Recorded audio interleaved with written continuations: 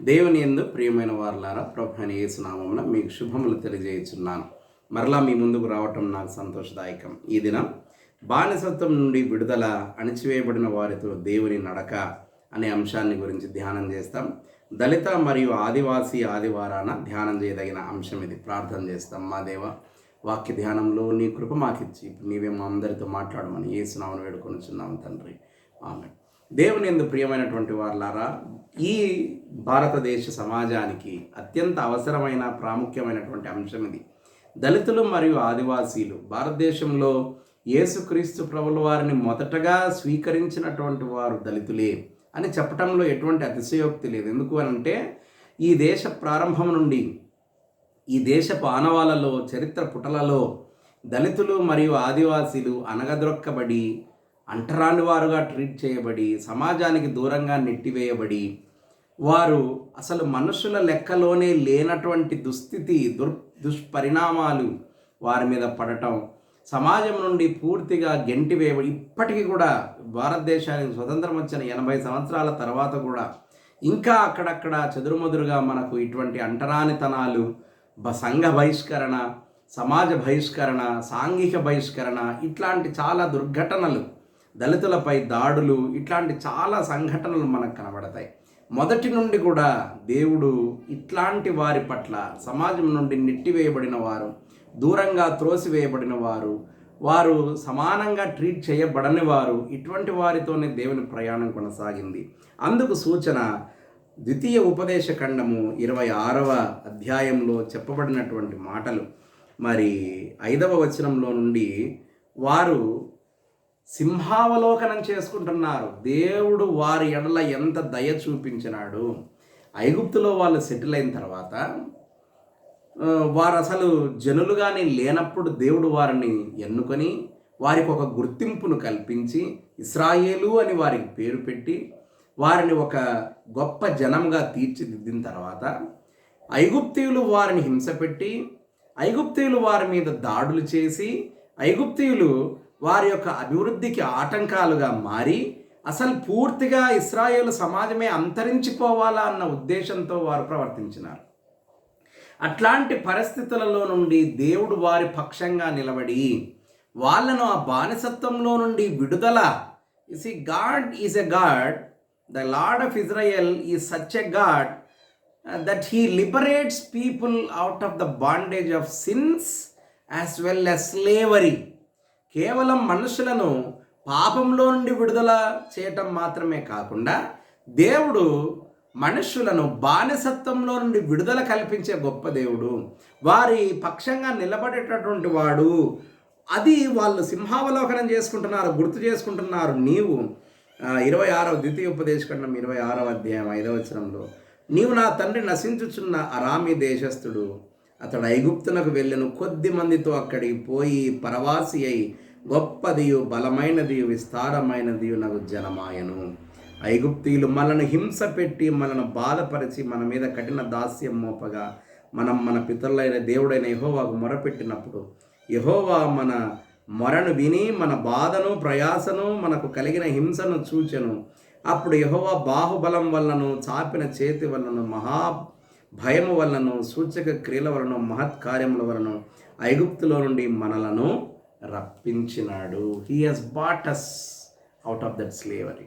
మనము ఆ కష్టంలో నుండి మొరపెట్టినప్పుడు ఈ దళితుల యొక్క బాధలు వినే నాదుడు లేడు.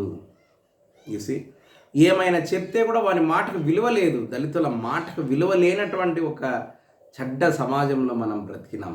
ఇప్పుడు కొంచెం మెరుగవుతున్నాయి పరిస్థితులు ఇప్పుడు మెరుగవుతున్నాయి, కానీ అక్కడక్కడ చెదురుమదురుగా ఇట్లాంటి సంఘటనలు మనకు కనబడతాయి. దేవుడు మరి ఈ ఇశ్రాయేళ్లను, మనం చాలామంది బైబిల్ పండితులు దళిత వేదాంతాన్ని, విమోచన వేదాంతాన్ని ఈ విడుదలలో నుండి, నిర్గమములో నుండి తీసుకున్నారు. ఇశ్రాయేలీయుల యొక్క బాధ ఆయన చూచి, వారి మొరణ ఆలకించి, వారు ఆ బానిసత్వం నుండి బయటికి రావాలని తలంచి, ఎట్లనైనా వారిని విడిపించాలని వారి పక్షం ఎవరైతే బాధ, అదే ఇది మన అంశం. God walks with the people who are oppressed. who are suppressed, who are thrown away from the society. దేవుడు వారితో నడుస్తాడు, అణిచివేయబడిన వారితో కలిసి నడిచేవాడు ఇశ్రాయేలు దేవుడు. వీరితో నడిచినాడు. ఆ బానిసత్వంలో నుండి, ఆ చెరలో నుండి దేవుడు వారిని బయటికి తీసుకొని వచ్చినాడు. అట్లాంటి పరిస్థితులలో ఉన్నటువంటి బ్రతికేటటువంటి వారు ఇప్పటి మన చుట్టుపక్కల ప్రదేశాలలో, మన ప్రస్తుత సమాజంలో కూడా ఉన్నారు. అటువంటి వారి ఎడల క్రైస్తవుల ప్రతిస్పందన ఏంటిది? ఇది చాలా ఏంటిది? క్రైస్తవులు కూడా అట్లాంటి పరిస్థితుల్లో నుండి కదా బయటకు వచ్చినారు. ఆ దళిత ఉద్యమంలో నుండే క్రైస్తవ్యం బయటకు వచ్చింది. అనగారి, అణిచివేయబడి, ఊరికి దూరంగా నెట్టివేయబడి, ఊరవతల ఇండ్లు వారివి. అట్లాంటి పరిస్థితులలో నుండి క్రీస్తు ప్రభుల వారిని నమ్మి ఆ విశ్వాసంలోనికి వచ్చిన తర్వాత ఒక గుర్తింపు మనకు దేవుడు అనుగ్రహించినాడు. ఇది మనం జ్ఞాపకం పెట్టుకోవాలి. తర్వాత ఫిలెమోనుకు పత్రిక రాస్తా పౌలు ఒనేసీమును గురించి రాస్తాడు. ఒనేసీము కూడా అతని ప్రవర్తనను బట్టి నెట్టివేయబడినాడు. అతడు కూడా అతడు అంటే బాయ్కాట్ చేయబడినాడు. ఎవరు పట్టించుకోవడం లేదు, ఆయనను వదిలేసినారు. అట్లాంటి ఒనేసీమును గురించి రాస్తున్నాడు పౌలు ఫిలెమోనుకు పత్రిక 10వ వచనంలో. ఏమంటాడు ఆయన అంటే, కావున యుక్తమైన దాన్ని గూర్చి నీకు ఆజ్ఞాపించుటకు క్రీస్తునందు నాకు బహుధైర్యము కలిగి ఉన్నను. వృద్ధుడను ఇప్పుడు క్రీస్తు యేసు ఖైదీనై ఉన్న పౌలను నేను ప్రేమను బట్టి వేడుకొనుట మరి మంచిదనుకొని నా బంధకములలో నేను కనిన నా కుమారుడగు ఒనేసీము కోసరము నిన్ను వేడుకొనుచున్నాను. ఫిలెమోనుకు లెటర్ రాస్తా, నేను నా బంధకాలలో కనిన నా కుమారుడు ఒనేసీము అని రాస్తున్నాడు. ఒనేసీము యొక్క ప్రవర్తన బట్టి అందరూ ఆయనను త్రోసివేస్తారు. కానీ ఇప్పుడు ఎప్పుడైతే పౌలు బంధకాలలో ఉన్నాడో, when he was in the prison, when he was suffering, Onesimus stood for saint Paul. అతడు మారు మనస్సు నందినాడు. అతడు నాతో పాటి ఈ శ్రమలో నాకు తోడుగా ఉండినాడు.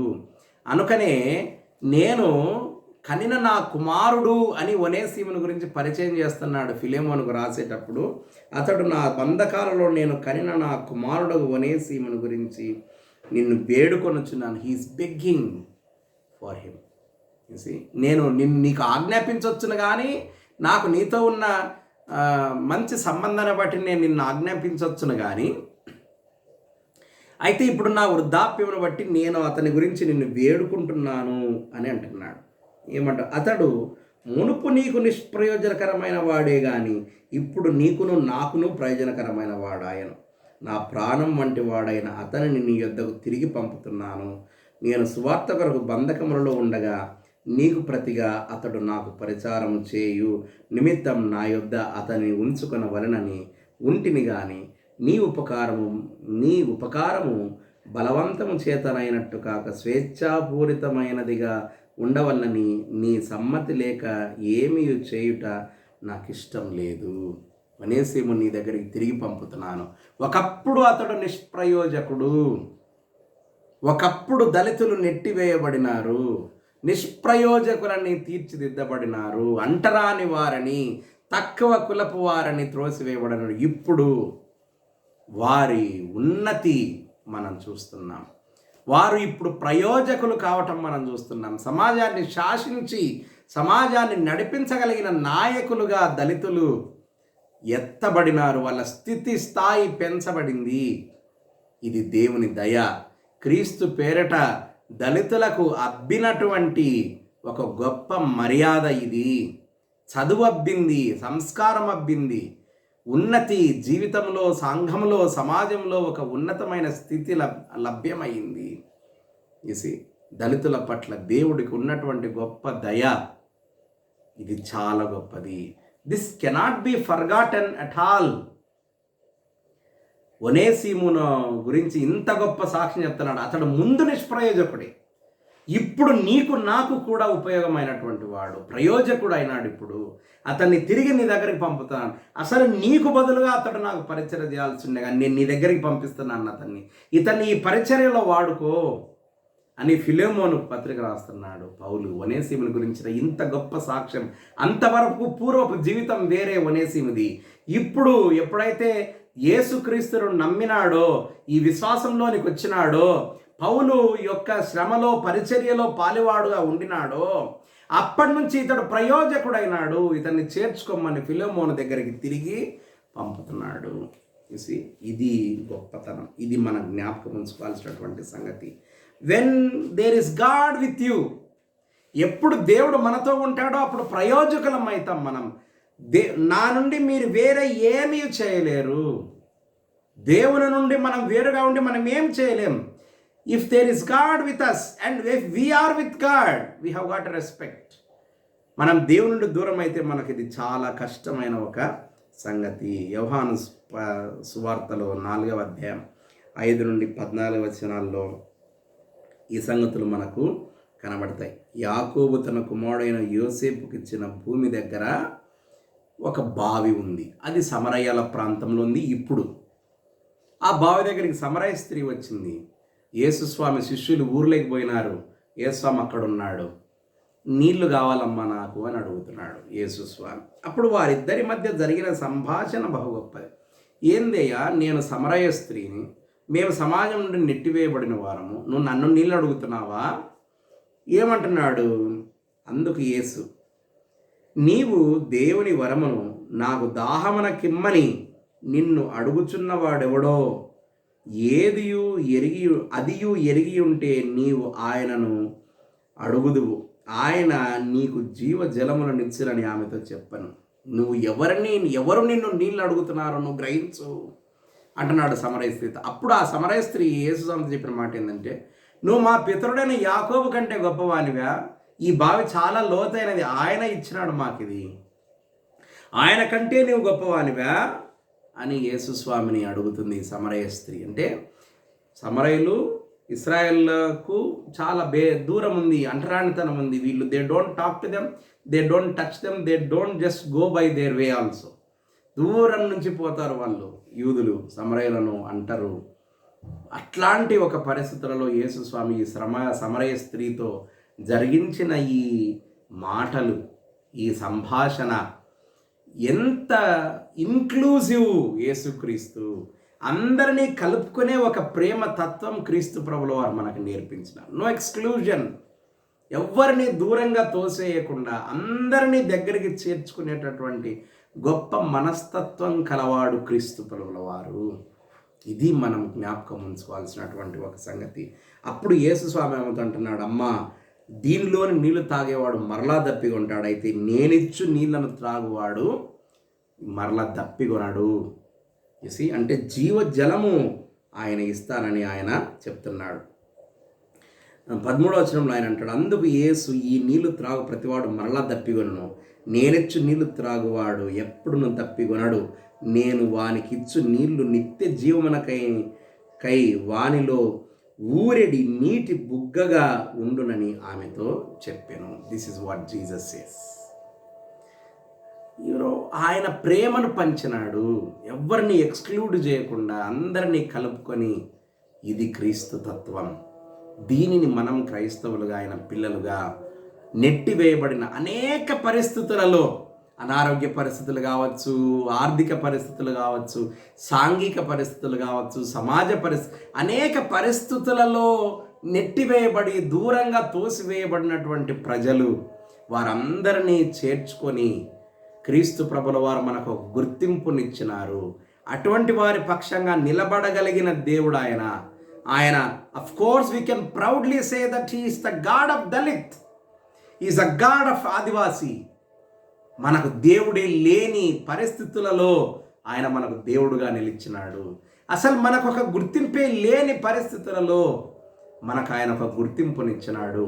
అటువంటి క్రీస్తుకు నిజమైన సాక్షులుగా ఈ లోకంలో మెలుగుటకు పరిశుద్ధాత్మ దేవుడు ఇప్పుడు సదాకాలం మనల్ని అనుగ్రహించును గాక. ఆమెను ప్రార్థన చేస్తాం. మా దేవ, వాక్యం కొరకు స్తోత్రం. మీరు ప్రతి బిడ్డను దీవించండి. అనారోగ్యంతో బాధపడే వారిని మీ గాయపడిన నష్టాలతో ముట్టి స్వస్థత దయచేయమని, మరలా మేము వాక్యం ధ్యానించడానికి నీ మేలు మాకు ఇమ్మని యేసునామములో వేడుకొంచున్నాం తండ్రి. ఆమెన్. త్రియక దేవుని నిత్యం మీకు తోడుగుండు గాక. ఆమెన్.